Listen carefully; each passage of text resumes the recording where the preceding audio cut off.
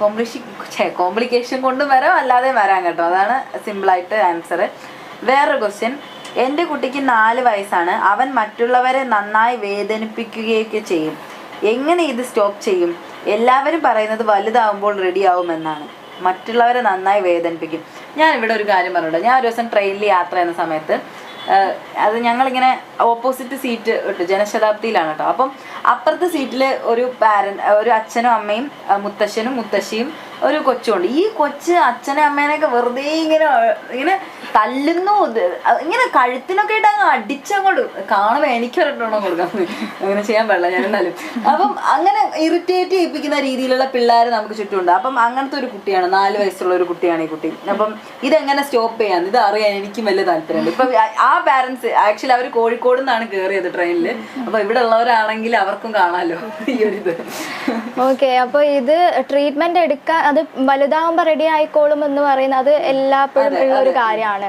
പക്ഷേ വലുതാവുമ്പോൾ റെഡി ആയിക്കോളും എന്ന് കാത്തു നിൽക്കുന്നതിനേക്കാളും നല്ലത് ഒരു സൈക്കോളജിസ്റ്റിന്റെ സഹായം തേടുന്നതാണ്. കാരണം ഈ ഒരു ബിഹേവിയർ ഒക്കെ ചിലപ്പോൾ നമ്മൾ അങ്ങനെ വലുതാവുമ്പോൾ അത് റെഡി ആയിക്കോളും എന്ന് കരുതി വിടുമ്പോൾ ചിലപ്പോൾ അത് കൂടാനുള്ള സാധ്യതയാണ് ഉള്ളത്, ഇതിന് പ്രോപ്പർ ആയിട്ടുള്ള ട്രീറ്റ്മെന്റ് കിട്ടിയിട്ടില്ല. അതുപോലെ തന്നെ ഈ 3-4 വയസ്സുള്ള കുട്ടികൾ പൊതുവേ നമ്മൾ ഈ കാണുന്നത് നമ്മുടെ വീടിനടുത്തുള്ളതാണെങ്കിൽ കുടുംബത്തിൽ പൊതുവേ ഇവർക്ക് ഈ ഫിസിക്കൽ അഗ്രഷൻ ഒക്കെ കൂടുതലായിരിക്കും, ബാക്കിയുള്ളവരെ കടിക്കുക. ഇപ്പൊ ഇവിടെ വരുന്ന ക്ലയൻസ് ആണെങ്കിലും അമ്മയ്ക്ക് ഇങ്ങനെ കാണിച്ചു തരും, കയ്യിൽ മൊത്തം വരയൊക്കെ ആയിരിക്കും, കടിച്ച് കീറി വെച്ചിട്ടൊക്കെ ഉണ്ടായിരിക്കും. ബിഹേവിയർ മോഡിഫിക്കേഷൻ ഒക്കെ കൊടുത്തിട്ട് നമുക്ക് അവർ നല്ല ബിഹേവിയർ കാണിക്കുമ്പോൾ റീഇൻഫോഴ്സ്മെന്റ് കൊടുത്തിട്ടും ഇത്തരം ബിഹേവിയേഴ്സ് കാണിക്കുമ്പോൾ പണിഷ്മെന്റ് കൊടുത്തിട്ടൊക്കെ നമുക്ക് ബിഹേവിയർ മോഡിഫൈ ചെയ്ത് കൊണ്ടുവരാൻ പറ്റും. കൂടുതലായിട്ട് ഇവർക്ക് അറ്റൻഷൻ കൊടുക്കാണ്ടിരിക്കുക, ഇങ്ങനത്തെ കാര്യങ്ങൾ ചെയ്യുമ്പോൾ കൂടുതൽ അവർ അറ്റൻഷൻ കൊടുക്കാണ്ടിരിക്കുക എന്നുള്ളതാണ് മെയിനായിട്ട് നോക്കേണ്ട കാര്യം. അതുപോലെ തന്നെ ഇപ്പോൾ പാരൻസ് എങ്ങനെയാണോ നിൽക്കുന്നത് അതുപോലെ തന്നെ ഗ്രാൻഡ് പാരൻസ് നിൽക്കാൻ നോക്കുക, അവരെ കൂടുതൽ പാമ്പർ ചെയ്യാണ്ടിരിക്കുക. ഇപ്പോൾ ചില കുട്ടികളെയൊക്കെ കണ്ടിട്ടുണ്ടാവും, ഇവർ ഈ അഗ്രസീവ്നെസ് കാണിക്കുമ്പോൾ ഈ ഗ്രാൻഡ് പാരൻസ് ഒക്കെ ഓടിപ്പോയിട്ട് അവരെ എടുത്തിട്ട് ഇഷ്ടമുള്ള സാധനങ്ങളൊക്കെ പോയിട്ട് കടയിൽ പോയി വാങ്ങിക്കൊടുക്കും. സാരമില്ല, ബട്ട് ഇപ്പോൾ പാരൻസ് എന്തെങ്കിലും ചീത്ത പറയുക അല്ലെങ്കിൽ പാരൻസ് കുട്ടി വാശി പിടിക്കുന്ന സമയത്ത് ചിലപ്പം അവർ മൈൻഡ് ചെയ്യാതെ ഇടുന്നുണ്ടാവും. പക്ഷേ ഗ്രാൻഡ് പാരൻസ് പോയിട്ട് സാരമില്ല നമുക്ക് അങ്ങനെ ആക്കാം ഇങ്ങനെ ആക്കാന്ന് പറഞ്ഞിട്ട് അവരെ പാമ്പർ ചെയ്യും. അവരെ കൂടുതൽ റീഇൻഫോഴ്സ് ചെയ്യാണ് ചെയ്യുന്നത്, ഒരു മോട്ടിവേഷൻ ആണ്. ഇനിയും ഞാൻ ഇങ്ങനെയൊക്കെ ചെയ്താൽ എനിക്ക് ഇഷ്ടപ്പെട്ട സാധനങ്ങളൊക്കെ അവർ വാങ്ങിച്ചു തരാൻ ചാൻസ് ഉണ്ട്. അപ്പൊ അത് ആ ബിഹേവിയർ ഇനിയും കൂടാനുള്ള ചാൻസ് ആണ് കൂടുതൽ. പിന്നെ ഭയങ്കരമായിട്ട് ബിഹേവിയറൽ പ്രശ്നങ്ങൾ ഇങ്ങനെ ഇപ്പൊ എന്തെങ്കിലും സാധനം വാങ്ങാൻ പോകുന്ന സമയത്ത് അത് കുട്ടിക്ക് അത് വേണമെന്നൊക്കെ പറഞ്ഞ് വാശി പിടിക്കുമ്പോൾ പാരന്റ്സിന് അത് ആദ്യം ചിലപ്പോൾ വാങ്ങിക്കൊടുക്കില്ല എന്ന് പറഞ്ഞിട്ടുണ്ടാവും, അല്ലെങ്കിൽ ആ ഒരു കാര്യം ചെയ്തു കൊടുക്കില്ല എന്ന് പറഞ്ഞിട്ടുണ്ടാവും. പക്ഷെ കുട്ടി ഇങ്ങനെ ബുദ്ധിമുട്ടിക്കുന്ന സമയത്ത് ചിലപ്പോൾ അവരെന്ത് ചെയ്യും, അത്രയും വെറുപ്പിക്കൽ ബുദ്ധിമുട്ട് സഹിക്കാൻ കഴിയാതാവുമ്പോൾ ചിലപ്പോൾ അതങ്ങ് ചെയ്തു കൊടുക്കും. പക്ഷെ ആദ്യം ചെയ്തു കൊടുക്കില്ല എന്ന് പറഞ്ഞൊരു കാര്യം പിന്നെ കുട്ടിക്ക് ചെയ്തു കൊടുക്കുന്ന സമയത്ത് ഇത്രയും ഇവരെ വെറുപ്പിച്ച് കഴിഞ്ഞാൽ സാധനം കിട്ടും എന്നുള്ളൊരു സാധനം കുട്ടിക്ക് വരും. അപ്പൊ അങ്ങനെ അവരിൽ വാശി കൂടും. അപ്പൊ ഇങ്ങനെയാണല്ലോ ഓരോന്ന് പഠിക്കുന്നത് കുട്ടികൾ, ഇങ്ങനെ പാരന്റ്സ് ഓരോന്ന് ചെയ്തത് കണ്ട് ഇങ്ങനെ ചെയ്താലേ എനിക്ക് കിട്ടും. അവർക്കൊരു റീഇൻഫോഴ്സ്മെന്റ് കിട്ടുമ്പോഴാണ് അത് പിന്നെയും ചെയ്യാനുള്ള ടെൻഡൻസി ഉണ്ടാവുക. ഓക്കെ, അപ്പോൾ എന്തായാലും വേറൊരു ക്വസ്റ്റ്യനിലോട്ട് പോവാം. വീട്ടിലുള്ള ഫിനാൻഷ്യൽ പ്രശ്നങ്ങളൊക്കെ കുട്ടികളെ അറിയിക്കാതെ ഇരിക്കുന്നതാണോ അല്ലെങ്കിൽ അറിയിച്ചു വളർത്തുന്നതാണോ നല്ലത്? ഏതാ നല്ലത്? ഇപ്പോൾ നമ്മൾ പറയുമ്പം ഫാമിലിയിലുള്ള കുറച്ച് പ്രശ്നങ്ങളൊക്കെ കുട്ടികൾ അറിയണം, കുറച്ചൊക്കെ അറിയണം.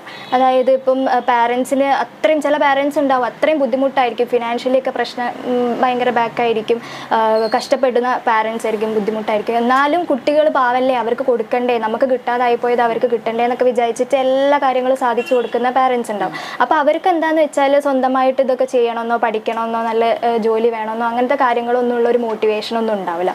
അപ്പം അവർക്ക് ഇതേപോലെ എന്താണ് പാരൻസ് അങ്ങനെ ചെയ്തു കൊടുക്കുന്ന സമയത്ത് അങ്ങനത്തെ ഒരു റെസ്പോൺസിബിലിറ്റി എടുക്കാനുള്ളൊരു ഇതൊന്നും ഉണ്ടാവില്ല. അപ്പം കുറച്ചൊക്കെ അവരറിയണം. പക്ഷേ ഒരുപാട് നമ്മൾ എല്ലാ കാര്യങ്ങളും കുട്ടീനെ അറിയിച്ചിട്ട് കുട്ടിക്ക് ഒരു സ്ട്രെസ് ഉണ്ടാക്കുന്ന രീതിയിലേക്ക് കൊണ്ടുപോകാനും പാടില്ല. അപ്പം അതിൻ്റെ ഒരു ഇടയിൽ അതിനെ ഒന്ന് ബാലൻസ് ചെയ്ത് കൊണ്ടുപോകാൻ പാരൻസിന് പറ്റണം. നമ്മുടെ പർസ്യൂട്ട് ഓഫ് ഹാപ്പിനെസ് എന്ന് പറഞ്ഞിട്ടുള്ള ഒരു ഹോളിവുഡ് മൂവി ഉണ്ട്, എല്ലാവർക്കും അറിയുണ്ടാവും. അതില് ആ അച്ഛൻ അത്രയും കഷ്ടപ്പെട്ടിട്ടാണ് ആ ഒരു ടൈമിൽ അത്രയും വീട് പോകുന്നു, കാറ് പോകുന്നു, എന്നിട്ടും കൊച്ചിനെ അത്രയും ഹാപ്പി ആയിട്ടാണ് വളർത്തുന്നത്. പക്ഷെ കൊച്ചിനെ അറിയാം അച്ഛൻ ഇങ്ങനത്തെ പ്രശ്നങ്ങളുണ്ടെന്ന്. എന്നിട്ട് ലാസ്റ്റ് ആ മകൻ അച്ഛനോട് പറയുന്നുണ്ട് you are A good father എന്ന് പറയുന്നു. അപ്പം നമ്മൾ ആ രീതിയിൽ വേണം കുട്ടികളെ വളർത്തിയെടുക്കാനായിട്ട്. വേറൊരു ക്വസ്റ്റ്യനോട് പോവാം. കുട്ടികൾക്ക് ആദ്യമായി സ്കൂളിലേക്ക് പോകുമ്പോൾ ഉള്ള പ്രശ്നങ്ങൾ കുറയ്ക്കാൻ എന്തു ചെയ്യാം? സ്കൂളിലേക്ക് പോകുമ്പോഴുള്ള മടിയാണ് ഉദ്ദേശിച്ചത്. ചില കുട്ടികൾ ഇപ്പൊ പോയി തുടങ്ങുമ്പോൾ തന്നെ അവർക്ക് എന്തായാലും കരയുമല്ലോ കുട്ടികൾ. ഇപ്പൊ അവര് ഇപ്പം ഒരു 3 വയസ്സിലാണ് ഇപ്പൊ പ്രീ സ്കൂളിൽ കൊണ്ടുപോയി ചേർത്തുന്നത്, അല്ലെങ്കിൽ 4 വയസ്സിലാണെന്നുണ്ടെങ്കിൽ അപ്പൊ അതുവരെ പാരന്റ്സിന്റെ കൂടെ ഇങ്ങനെ വീട്ടിലിങ്ങനെ നിന്ന കുട്ടികളല്ലേ. അപ്പോൾ പെട്ടെന്ന് അവരെ വിട്ട് കുറച്ച് സമയം മാറി നിൽക്കുമ്പോൾ അവർക്ക് അതിൻ്റെതായ ഒരു പേടിയും കാര്യങ്ങളൊക്കെ അവർ കാണിക്കും. അപ്പോൾ അത് സാധാരണ. അപ്പോൾ ഒരു കുറച്ച് ചിലപ്പോൾ ഒരാഴ്ച വരെയൊക്കെ കുട്ടികൾ കരയാനൊക്കെ ഉള്ള സാധ്യത ഉണ്ട്. അപ്പോൾ അത് കഴിഞ്ഞിട്ടും കുട്ടി ഇങ്ങനെ കരയുക തന്നെയാണ്, ഭയങ്കരമായിട്ട് ഡിസ്ട്രെസ് കാണിക്കുന്നുണ്ട്, ഇപ്പം സ്കൂളിലേക്കൊന്നും പോകുന്നില്ല, ഭയങ്കര കരച്ചിലും പ്രശ്നങ്ങളും ഇനി ഫിസിക്കലായിട്ടുള്ള സിംറ്റംസ് ഒക്കെ കാണിക്കുന്നുണ്ടെങ്കിൽ ചിലപ്പോൾ അതൊരു ടെൻഷൻ എന്നുള്ളതിൽ നിന്ന് മാറി ചിലപ്പോൾ ഒരു സെപ്പറേഷൻ ആൻസൈറ്റി പോലെയൊക്കെ ആവാനുള്ള സാധ്യത ഉണ്ട്. അപ്പം പാരൻസ് ശ്രദ്ധിക്കേണ്ട കാര്യങ്ങൾ എന്തൊക്കെയാന്ന് വെച്ചാൽ, ഇപ്പം കുട്ടി പ്രീ സ്കൂളിലേക്ക് പോകാനൊക്കെ ഉള്ള ഒരു ടൈമായി തുടങ്ങുമ്പോഴേ എന്താണ് കുറച്ചൊക്കെ അവരുടെ അടുത്ത് നിന്ന് വിട്ട് നിൽക്കാനും മറ്റുള്ളവരെ കൊണ്ട് അവരെ കെയർ ചെയ്യിക്കുക, അങ്ങനെയുള്ള കാര്യങ്ങളൊക്കെ ഒന്ന് ശ്രദ്ധിക്കുക. കുറച്ചൊക്കെ ഒന്ന് അവരുടെ അടുത്ത് നിന്ന് ടൈം കുറച്ച് വിട്ട് നിൽക്കാനൊക്കെ ഒന്ന് ശ്രമിക്കുക. ഗാദറിംഗിലേക്കൊക്കെ കൊണ്ടുവരിക, കുറച്ചൊക്കെ സ്ട്രേഞ്ചേഴ്സിനെ ആയിട്ട് മീറ്റ് ചെയ്യാൻ, അങ്ങനെ കുറച്ച് ഫാമിലി ഫ്രണ്ട്സ്, അവർക്ക് അറിയാത്ത ആളുകളെ പരിചയപ്പെടുക, അങ്ങനത്തെ കൂടുതൽ കമ്മ്യൂണിക്കേഷനൊക്കെ വരുമ്പോൾ അവർക്ക് കുറച്ചുകൂടി ഇങ്ങനത്തെ സിറ്റുവേഷനിൽ അവർക്ക് എങ്ങനെ പെരുമാറണമെന്ന് ആദ്യം പഠിപ്പിച്ചു കൊടുക്കുകയാണെങ്കിൽ കുറച്ചുകൂടി ബെറ്റർ. അപ്പോൾ ആ ഒരു എൻവയോൺമെന്റ് ചേഞ്ച് ആവുന്ന ഒരു പ്രശ്നം അവർക്ക് അത്ര ഫീൽ ചെയ്യൂല.